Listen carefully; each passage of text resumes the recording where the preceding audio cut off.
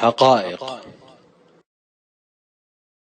فقط قبل أقل من 100 عام هي الفاصل لا غير، 100 عام فقط. أجدادنا في نجد كانوا يتضورون جوعا ويغتربون طلبا للرزق في مصر والشام والعراق. هناك يعيش أهلها الترف والنعمة والشبع، وكانوا يتفاخرون بالموائد تماما كما نفعل نحن الآن. كان العراقيون يقولون مع ماء الفرات ونخله وتمره: من أين سيأتي الجوع؟ وكان أهل الشام يتفاخرون بأصناف الطعام ولا يأكلون البائت منه، وكان عقلاؤهم يحذرونهم من مغبة الترف في ذاك الحين. كم قاس أجدادنا من الجوع والحاجة والضيق. الجوع كانوا يخرجون ليبحثوا عن تمرة، فهل علمت أجيال هذا العصر بشيء من المعاناة؟ هل صارت النعمة التي تحيط بنا ستارا يمنعنا أن نتذكر أحوال قوم ليسوا عنا ببعيد لا يجد الواحد منهم لقمة عيش؟ الجوع، وهي سنة الجوع مورخ سنة جوع اسمها سنة الجوع. الفطيسة إذا طاحت على طول تلقى كل من قضى نكلوها كالحين. وانا ذوقت الجوع وقت الفطيس، والناس بالليل ياكلون يومين 3 ما ادري. شرينا اللحمان لما ضحية ولا سألنا بعير جاء وجع مات وجع وذبحوه تشارك. وهذا جوع عظيم، هذا جوع امور من اول ما كنت وصف ابدا من الحين والله الذي في نعمة الاسلام.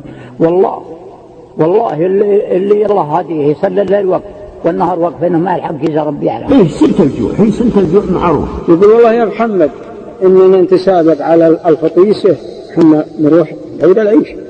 يقول ولا منا شفنا تقرمون الفطيسه والله ان نتسابق عليها ونبرس عنده، اللي ينهب منها اللي ينهب ونحرجه ونذهب، وإننا نروح ناخذ عن أهلنا شهر ما معنا إلا جراد مطحون، صغيرات جراد مطحون، جراد مطحون إلى منا هذا لهمناه وشربنا ماء.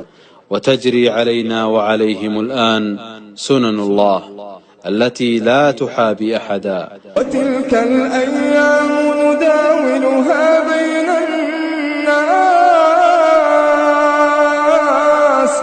وخلال أقل من 100 سنة تنقلب الصورة رأسا على عقب، ليعيش أهل نجد الترف المنعم الذي أنساهم ما كان منهم بالعهد القريب، حتى أصبحنا نمد الموائد ولا نأكلها، وأشكال من الطعام لا نعرف حتى أسماءها، نأكل ربعها ونرمي الباقي، نمدها على ألحان الموسيقى، ومن يتورع منا يجعلها على ألحان الشيلات، ولا حول ولا قوة إلا بالله.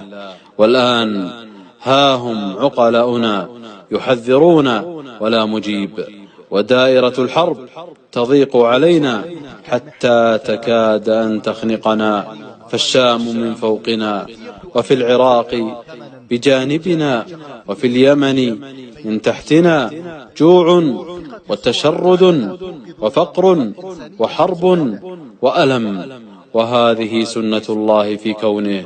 قوله تعالى: فلن تجد لسنة الله تبديلا ولن تجد لسنة الله تحويلا.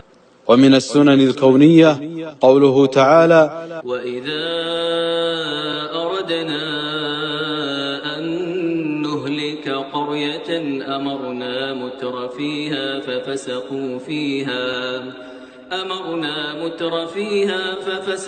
فيها فحق عليها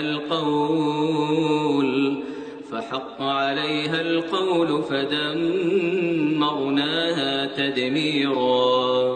إن النعم تستجلب بشكرها، وتطرد وتمحى وتزول بكفرها.